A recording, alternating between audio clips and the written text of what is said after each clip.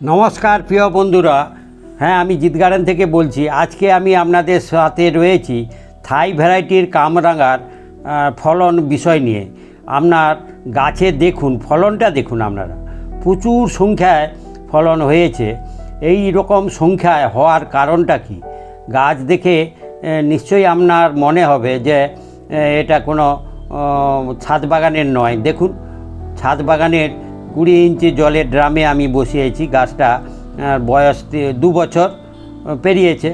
যে ফলনটা আপনারা দেখুন, অসংখ্য সংখ্যায় রয়েছে এবং আকার আস্তে আস্তে বাড়ছে। আর মাসখানিক পরে হারভেস্টিং করার উপযোগী হবে। যে এই রকম ফলন হওয়ার পেছনে কি কারণ রয়েছে? ছাদে তো গাছ, তাহলে প্রথম যেটা বিষয়টা হলো যে তার পরিচর্যা। সেই পরিচর্যার যদি ঠিকভাবে আপনারা করেন, আপনাদেরও গাছে এই রকম জাঁকিয়ে ফলন হবে। কামরাঙা গাছে ফুল প্রচুর আসে, কিন্তু ফলন হয় না, অনেক বন্ধুরা বলেন। সেক্ষেত্রে যদি আপনারা এই বিষয়গুলো নজর দেন, তাহলে নিশ্চিত আমি বলছি আপনারও এই রকম ফলন হবে। শাখায় জাঁকিয়ে আসবে। দেখুন, প্রত্যেক শাখায় অসংখ্য সংখ্যায় রয়েছে। আর থাই ভ্যারাইটি কামরাঙার উল্লেখযোগ্য একটা দিক হলো যে দেশি কামরাঙার যে রকম একটা স্বাদ, তার থেকে এটা অনেকাংশে ভালো। এই কারণে যে এর মিষ্টতা অনেক বেশি, মানে টক নেই বললে হয়, যেটা পাকার সময়। আর ছোট অবস্থায় মানে টক রয়েছে, কাঁচা অবস্থায় যেটা তখন টক রয়েছে। অর্থাৎ দু রকমভাবে খাওয়া যায়। কাঁচা অবস্থায় বা ছোট অবস্থায় আপনি টক রয়েছে তখন চাটনি হিসাবে ব্যবহার করলেন, আর পেকে গেলে তখন পাকা ফল, মিষ্টি ফল হিসাবে আপনি খাবেন। এতটুকু টক স্বাদ নেই। তাই বন্ধুদের বলছি যে আপনারা খুব সহজ পরিচর্যা করে এইরকম ফলন পাওয়া যায়। এইরকম একটা থাই ভ্যারাইটির কামরাঙা গাছ ছাদে রাখুন। আর বছরে 2 বার ফলন দেয়। এখন দিয়ে জাঁকিয়ে আসছে, আবার আরেকবার দিবে। ফলে আমি কেন লাগাবো না এই কামরাঙা গাছ?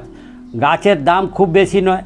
আর পরিচর্যা পদ্ধতি বলি যে খুবই সহজ সরল পদ্ধতি। জৈব সারের উপর নির্ভর করবেন।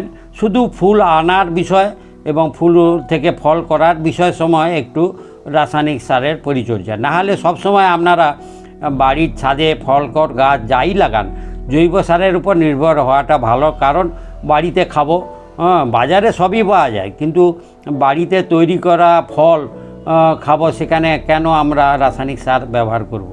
আমি করি না, সাধারণত জৈব সার দিয়েই পরিচর্যা করি। সরষের খোল, ভার্মি কম্পোস্ট বা তোমার পাতা পচা সার বা আপনার সবজি পচা জল, এইসব দিয়েই পরিচর্যা করি। ফুল যখনই আসার সময় হবে, সেই সময় ফসফেট আর পটাশের ঘাটতি করা যাবে না। এই জন্য সেই সময় আপনার দুটো রাসায়নিক সার ব্যবহার করতে হবে।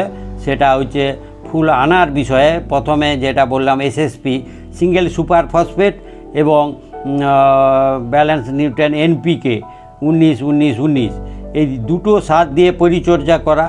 এবং সাথে লাল পটাশ, এই পরে আবার সপ্তাহখানিক পরে পটাশ দেওয়া।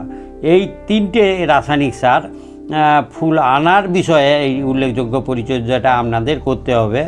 যে গাছ পিছু আমি 2 চামচ করে সিঙ্গেল সুপার ফসফেট এবং এনপিকে 19-19-19 প্রথমে দিয়েছি। তার 1 সপ্তাহ পরে পটাশের ঘাটতি যাতে না হয়, তার জন্য আবার 2 চামচ পটাশ দিয়েছি। বাস, এইটাই সর্বোচ্চ পরিচর্যা। ফুল হবেই, আপনার শাখাতে ফুলে ফুলে ভরে উঠবে। আর কামরাঙা গাছে ফুলের সংখ্যাটা প্রচুর হয়, কল্পনাতীত, এবং সেখান থেকে ফল কিন্তু হওয়ার বিষয়ে উল্লেখযোগ্য যে পরিচর্যা, সেটা যদি না করেন, তাহলে কিন্তু বেশিরভাগ ফল ফুলে পরিণত হবে না, বেশিরভাগ ফুল ফলে পরিণত হবে না। সেখানে মাইক্রো নিউট্রিয়েন্টটা অবশ্যই আপনাদের ব্যবহার করতে হবে। সেখানে জিঙ্ক, বোরন, মলিবেডাম, ম্যাঙ্গানিজ, এইরকম মাইক্রো নিউট্রিয়েন্ট সমৃদ্ধ যে অ্যাগ্রোমিন গোল্ড, সেটা সপ্তাহে 1 বার করে স্প্রে করা ফুল আসার পর। তাহলে দেখবেন কখনোই আপনার সমস্ত ফুল ঝরে যাবে না, নিশ্চয়ই ফুল থেকে ফল হবে। তাই বলছি, আপনারা এইভাবে থাই ভ্যারাইটির কামরাঙা বাড়িতে আনুন, লাগান এবং পরিচর্যা করে স্বাদ আস্বাদন করুন। ভিডিওটি ভালো লাগলে পরবর্তী ভিডিও পাওয়ার জন্য সাবস্ক্রাইব করবেন। ধন্যবাদ বন্ধুরা।